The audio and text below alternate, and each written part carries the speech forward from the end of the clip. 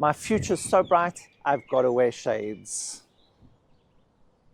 Oh, it's so dark now, I might step off a cliff.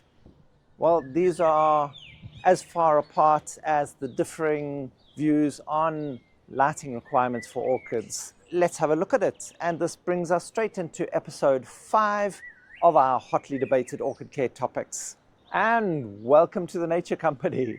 We're going to be looking at the bright indirect universal rule as opposed to adjusting the lighting depending on the type of orchid you have.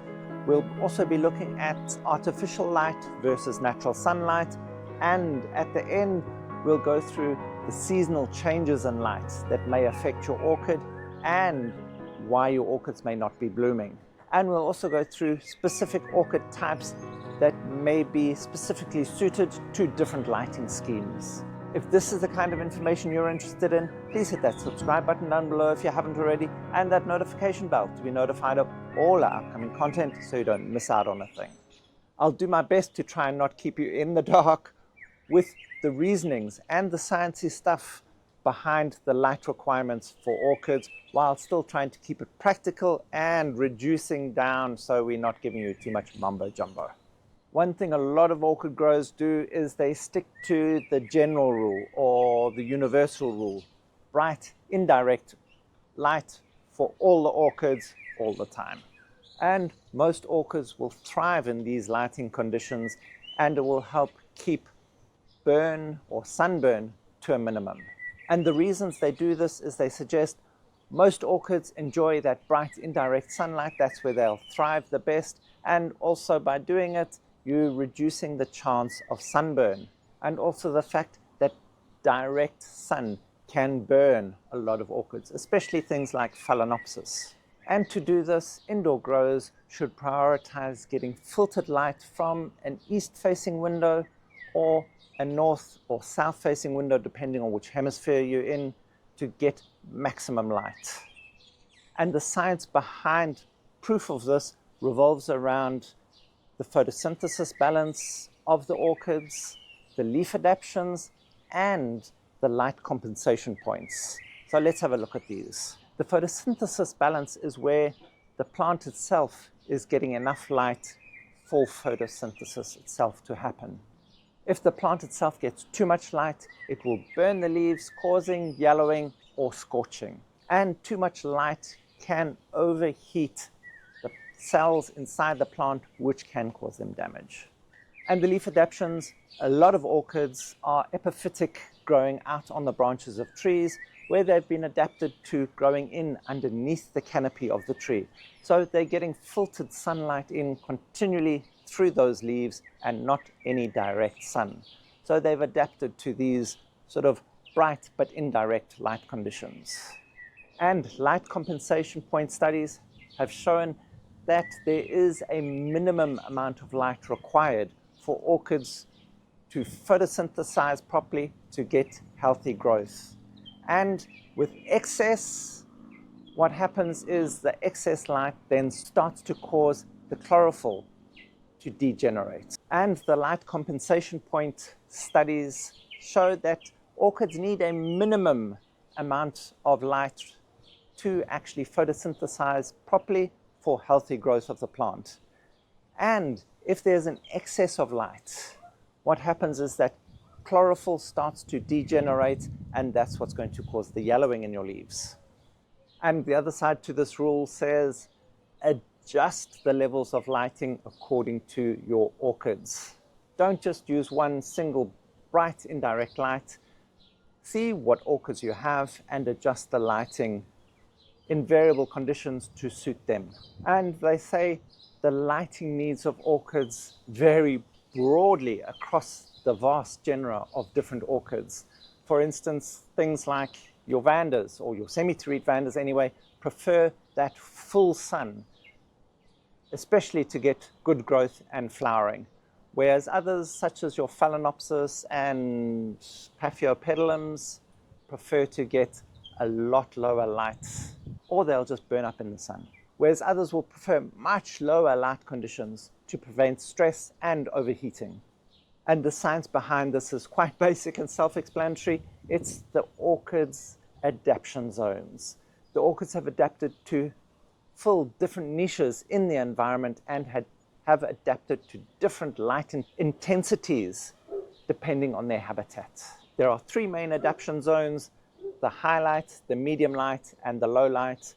The high light involves light conditions from between 3,000 to 5,000 foot candles, and basically that's just saying bright light conditions and generally getting some morning or afternoon full direct sun.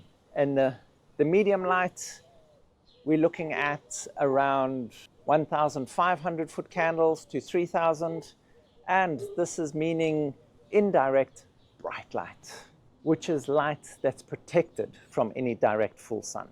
And the low light conditions are between 500 and 1,500 foot candles. This is shade or filtered light. And a good indicator on your orchids to tell you if you have got them in the right lighting conditions is their leaf color.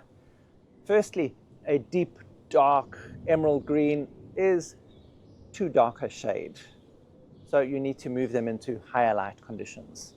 If they a nice light green with almost a yellowy tinge to them, then you know your orchid's probably in the ideal lighting conditions for it. But if you start getting reddishy or purplish spots on your orchid and possibly even some sunburn, you know you need to reduce your lighting levels. Your orchid may be getting too much light. So this brings us to grow lights versus natural light. Some growers actually prefer artificial lighting because they can control it completely, the number of hours, the intensity, etc., etc. And they believe that they can get perfect results using artificial lighting. Where other growers will then say natural light, sunlight is far superior. You're getting what the orchid needs naturally, and this is what is going to suit it the best. Well, the science shows that photosynthesis can take place under these grow lights quite successfully. And to get the best growth out of your orchids, this is going to have to be done with those full spectrum grow lights. And you're generally going to need between 12 and 14 hours of these lighting conditions to get the best result out of your orchids. But the natural sunlight growers then say, what about UV light? You only get this with sunlight. Well, UV light is important for growing your orchids as it increases the pigmentation in your plant and the flowers, as well as to induce flowering itself. And artificial lighting or grow lights can be deficient in UV light, so this can become problematic. There are also heat considerations that need to be taken into account when dealing with artificial lighting. It's how far do we need to place them above our orchids so that we're not producing too much heat from that light that may then start drying out and killing our orchids while we're trying to get them to grow. And where grow lights become necessary is in those low light environments and in those climates where daylight hours are reduced during certain times of the year and may not be sufficient for your orchid. And now, do our orchids need seasonal light adjustments? Yes, many orchids require seasonal changes in light conditions, with changes to both intensity and duration of light exposure to help trigger blooming cycles. And the science has proven certain orchids have photoperiod sensitivity, which helps determine when to flower by determining the number of daylight hours that they are exposed to. Also, the amount of light plays an important part in the dormancy of certain orchids. Certain orchids that go dormant need reduced light conditions during certain periods of their dormancy to help them conserve energy. So when conditions are right again, they can burst back into growth. And of course, there's those seasonal shifts as the sun moves across the sky during those different seasons. So you may have to shift your pots or your orchids to avoid both overexposure during summer or to try and maximize exposure during those winter months. both of these can be important in ensuring you have healthy growth for your orchids. So what are our main takeaways from this? Well, most orchids actually do enjoy that bright, indirect sunlight, and that's where a lot of them will thrive. Although we do have to remember certain orchids do tend to prefer full sun. And the light needs do vary across the different genera.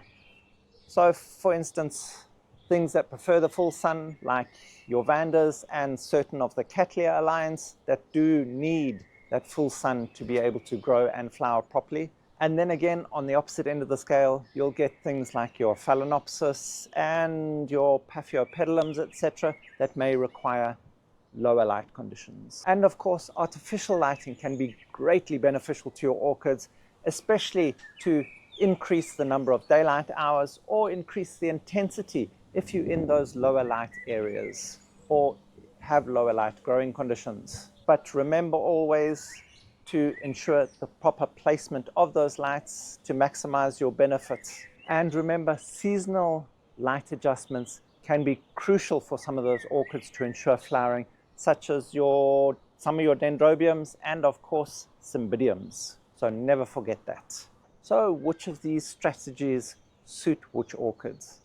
For your bright indirect lights all year round, this is often best for a lot of orchids, but particularly orchids from those tropical areas where naturally their number of daylight hours and the intensity they get is the same throughout the year. So things like your Phalaenopsis and a lot of those Oncidium will do best in these sorts of lighting conditions, as well as your Paphiopedilums. And to get this in the home, you're placing your orchids near a bright window with sheer curtains, or perhaps in dapple shade outdoors. And when you have a mixed collection, you want to be giving your Cattleyas, your Vandas, your Dendrobiums higher light conditions. You want to be giving your Oncidiums and Brassivolas slightly lower light conditions, and then things like your Phalaenopsis, your Paphiopedilums and Mastivalias, even lower conditions than that. So in the home, one of the ways you can do this is by layering your plants from the window, the higher light ones closer to the window, then your medium, and then those slightly lower lights. This is going to help, for one, shade your plants as the light comes through and give each one